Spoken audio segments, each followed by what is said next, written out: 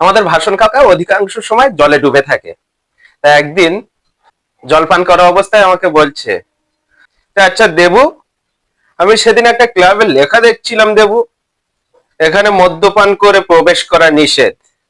এর কারণটা আমাকে একটু বুঝিয়ে দাও তো। আমি ঠিক বুঝতে পারলাম না উনি কি বলতে চাইছেন, নেশা করে আছে। তারপর উনি নিজেই উত্তর দিচ্ছে, ঠিক আছে দেবু, আমি মানলাম মদ্যপান করে প্রবেশ করা নিষেধ। তাহলে ওখানে কি ভিতরে মদের ব্যবস্থা আছে? নিশ্চয়ই ভিতরে মদের ব্যবস্থা আছে, না হলে বলবে কেন মদ্যপান করে প্রবেশ করা নিষেধ? তাহলে একদিন চলো তো সবাই মিলে দেখে আসি ভিতরে মদ খাওয়াচ্ছে কিনা। তো আমাদের ভাষণ কাকা রোজ রাতে অফিস থেকে ফেরার সময় একটু দেরি করে ফেরে।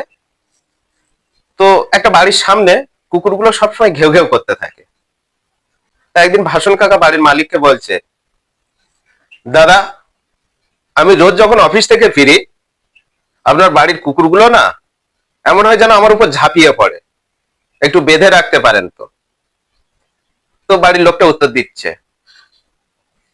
কেন দাদা, আমি বেঁধে রাখতে যাব কেন আমার কুকুর?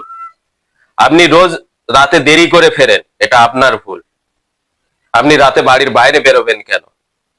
আমার কুকুর আমি বেঁধে রাখবো না। তাহলে সবগুলোর পরিশেষে একটাই সারমর্ম হচ্ছে, মানে দেরি করে অফিস থেকে ফেরা ভুল, কিন্তু আমি আমার কুকুর বেঁধে রাখবো না। আমার কুকুর যা অত্যাচার করছে করছে, হাসন কাকা তুমি দেরিতে আসছো কেন?